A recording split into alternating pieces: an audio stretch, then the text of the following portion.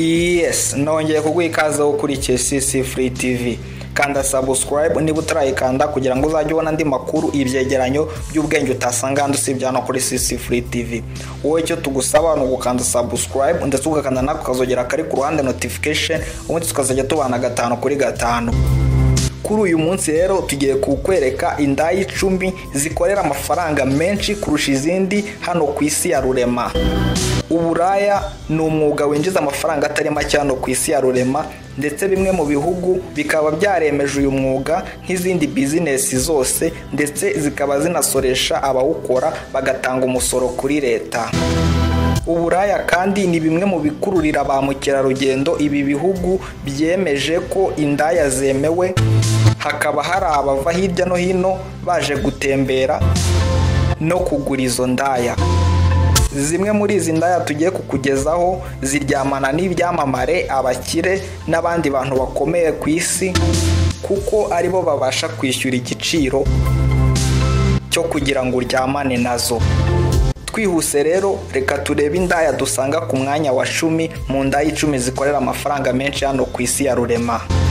Ku mwanya wa 10 turahasanga indaya yitwa Zahia Deha.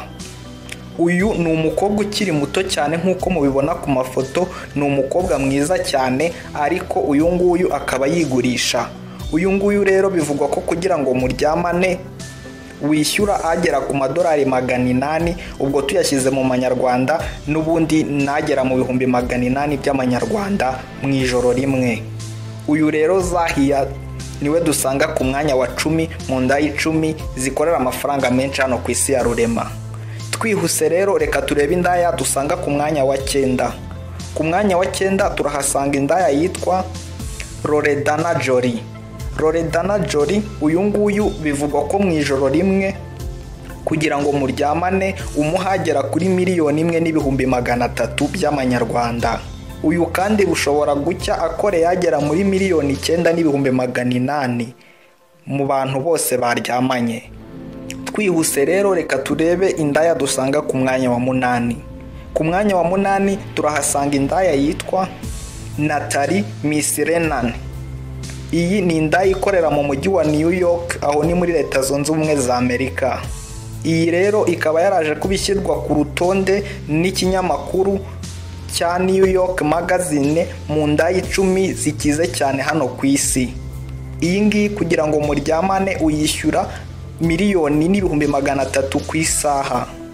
Twihuse rero reka turebe indaya dusanga ku mwanya wa 7 mu ndaya 10 zikorera amafaranga menshi hano ku isi ya rurema.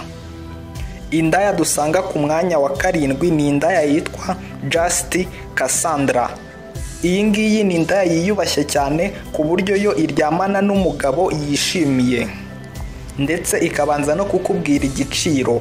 Uyu nguyu rero kugira ngo muryamane aguca agera kuri 2,000,000 z'amanyarwanda ku ijoro rimwe. Uyu rero Just Cassandra niwe dusanga ku mwanya wa 7 mu ndaya 10 zikorera amafaranga menshi hano ku isi ya rurema. Ku mwanya wa 6 turahasanga indaya yitwa Kristen.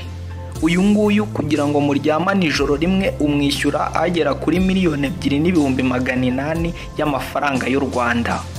Uyu kandi akaba yaragiye aryamana n'abantu bakomeye hariya muri Leta Zunze Ubumwe za Amerika, aho twavuga nk'uwitwa Anthony General, ndetse nyuma yaho akaba yaraje kuryamana na guverineri wa New York amwishyuye agera kuri 52,000,000 z'amafaranga y'u Rwanda.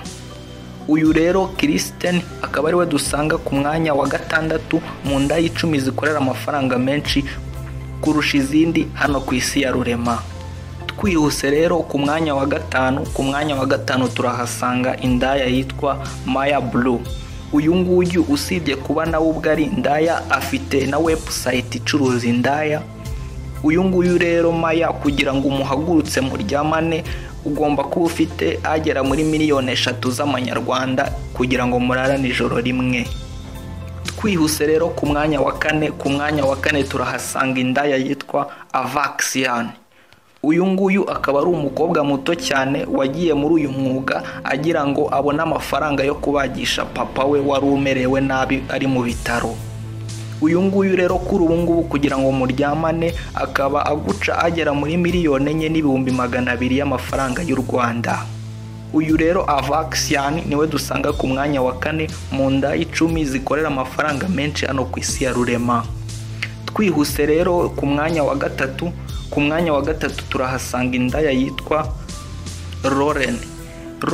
Uyu nguyu kugira ngo muryamane ijoro rimwe umuhagera kuri miliyoni 15 z'amafaranga y'u Rwanda, kandi uyu nguyu akagutegeka ko mukoresha ibyumba byihariye by'ibanga byo mu mahoteli akomeye cyane. Ku mwanya wa 2 rero turahasanga indaya iri international ikorera mu bihugu bigiye bitandukanye hariya ku mugabane wa Europe. Uyu nguyu agenda akorera mu bihugu bitandukanye nko mu Bufaransa, muri Espagne ndetse no mu Butaliyani. Uyu nguyu kandi akaba yaragiye akina no mu mafilime atandukanye ndetse akaba yaranahawe n'igihembo. Uyu nguyu rero kugira ngo muryamane aguca miliyoni 26 z'amafaranga y'u Rwanda mu ijoro rimwe kugira ngo mubashe kuba mwaryamana. Ku mwanya wa mbere rero turahasanga indaya yitwa Michelle Brown. Uyu nguyu ni umugore ukuze cyane ndetse kuri ubu ngubu nawe akaba afite business yo kugurisha izindi ndaya, yakira amatelefone menshi. Muri make abashaka kugura indaya afite nka company, twabyita nka company ishinzwe kugenda icuruza indaya. Uyu nguyu rero ubwe kugira ngo muhagurutse muryamane agucagera kuri miliyoni 32 z'amafaranga y'u Rwanda ijoro rimwe gusa. Tukwibutsa rero wowe utarakanda subscribe kuri no channel, iki nicyo gihe kugira ngo wanze uyikande kugira ngo utazajya ucikwa n'ibindi byegeranyo by'ubwenge tuzajya tukugezaho buri munsi. Njye wumvaga rero nk'ibisanzwe na Kalisa System. Tugushimire wowe twabanye kugeza iki cyegeranyo kigeze ku musozo. This is CC Free TV. Ciao ciao.